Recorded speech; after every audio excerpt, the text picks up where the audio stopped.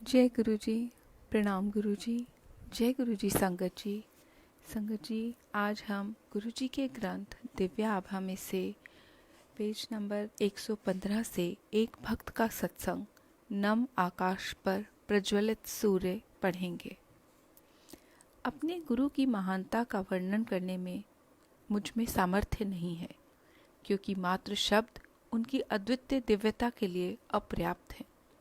तथापि उनकी आज्ञा से आदर और प्रेम से भरे कुछ शब्दों में उन्होंने अपनी कृपा से हमें कैसे धन्य करा है, यह अनुभव आपके साथ बांट रही हूँ।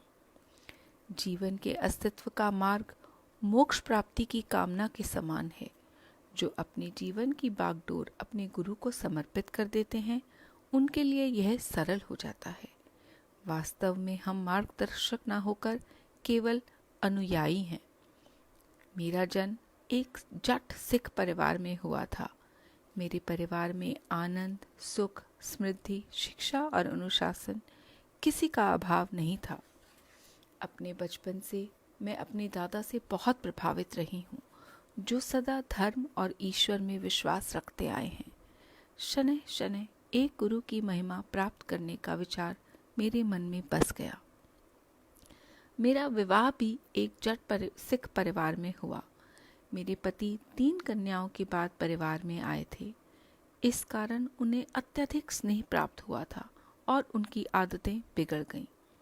उनकी सब मांगें पूरी कर दी जाती थीं। मद्यपान उनकी सबसे बड़ी समस्या थी, जिसके कारण वह परिवार की उपेक्षा करते थे और स्वयं कोई उत्तरदायित्व उठाने को तैयार नहीं थे। हर लड़की का स्वप्न सुखी दाम्पत्य जीवन होता है और मैं कोई अपवाद नहीं थी। पर जब परिवार का पालक ही नशे में डूबा रहे तो किसी के वश में कुछ नहीं रहता। रोज की छोटी मोटी समस्याएं भी अजेय लगती हैं। कंधों पर परिवार का बोझ और मेरी दुखी अवस्था ने शीघ्र ही मेरा जीवन नर्क बना दिया। उन्हीं दिनों मेरे दादा घर आए। मेरे अंदर ठहरा हुआ दुखों का बांध मानो टूट गया और उन्हें विश्वास हो गया कि मेरी सहायता होनी चाहिए। मैंने भीगी आंखों से उन्हें बताया कि मुझे पूर्ण गुरु की आवश्यकता है।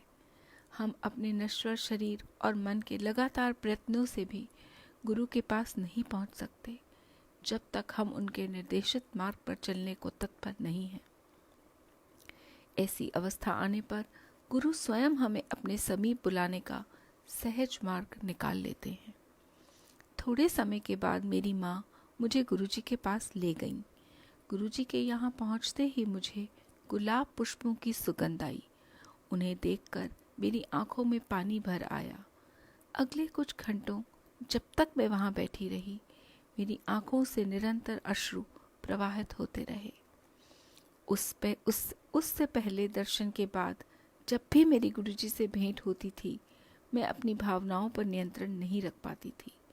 हर दर्शन के समय मुझे शांति प्राप्ति होती थी, पर क्यों? यह मेरी तुच्छ बुद्धि की समझ में कभी नहीं आया। संभवतः मेरे आंसू मेरी अंतर आत्मा को स्वच्छ कर रहे थे। इस बीच मेरे पति ने और अधिक मद्यपान करना शुरू कर दिया। वह अपने उत्तरदायित्व को बिल्कुल भूलकर पैसे जल की भांति बहाने लगे। मैंने उनको गुरुजी के बारे में बताकर उनके पास चलने को कहा, पर उन्होंने मेरा परिहास करते हुए कहा कि ऐसे गुरु तो सैकड़ों मिल जाते हैं, और मुझे रूढ़िवादी की उपाधि से विभूषित कर दिया। साथ ही मेरा गुरुजी के दर्शन करने का भी अनुमोदन नहीं किया। नवंबर 1999 के आसपास उनका संयुक्त राष्ट्र की ओर से लेबनान स्थानांतरण हो गया। वहाँ पर उनकी नशे की आदत बढ़ गई और गंभीर हो गई, और उसी समय उनको यकृत सूत्र रोग से पीड़ित घोषित किया गया। मेरे ऊपर तो दुखों का पहाड़ टूट पड़ा। चिकित्सक के अनुसार उनके यकृत ने काम करना बंद कर दिया था और बता दिया कि अगले 2 वर्षों में उन्हें नए यकृत की आवश्यकता पड़ेगी। इतने कम समय में किसी दाता को ढूंढना असंभव था। ऐसा दानी मिलने पर भी उसका व्यय अत्यधिक होता और शल्य चिकित्सा के परिणाम सफल होने की संभावना भी अति कम थी। चिकित्सक ने उन्हें कह दिया था कि मद्य की एक बूंद भी उनके लिए घातक सिद्ध हो सकती है। इस बीच मेरे अभिभावक गुरुजी के पास जाकर उनके स्वास्थ्य लाभ की कामना करते रहे। चिकित्सालय से अवकाश प्राप्त कर हम दिल्ली वापस आ गए। मेरे आग्रह पर वे गुरुजी के पास आए और एक कोने में बैठकर यही शिकायत करते रहे कि कितनी थकान है और मैंने ही आने की जिद करी थी। उस दिन जब मैं गुरुजी के पास पहुंची तो मैं आवेश में कुछ बोल नहीं पाई।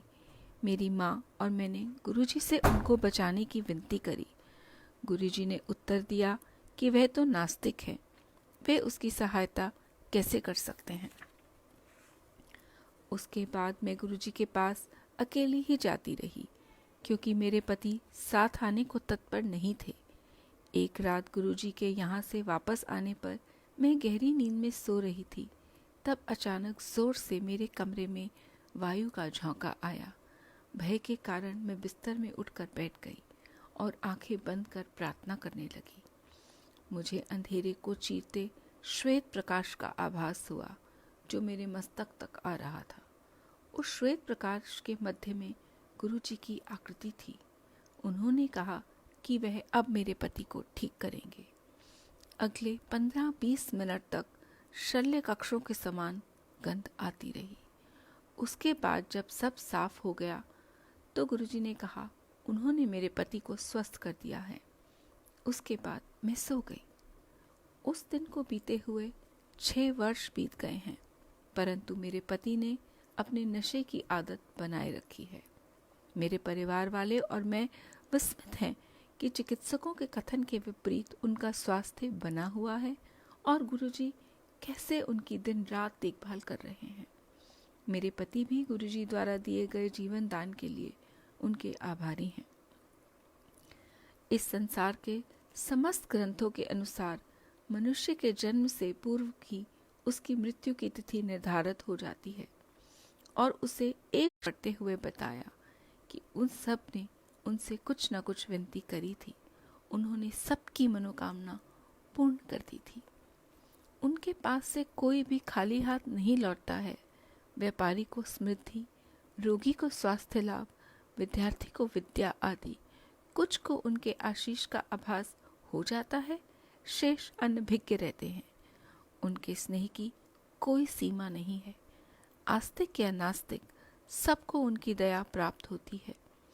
उनकी कोई मांग नहीं है, वे कोई आश्वासन नहीं लेते, पर उनकी दिव्य अभिभूति धीरे धीरे आपको परिवर्तित कर देती है।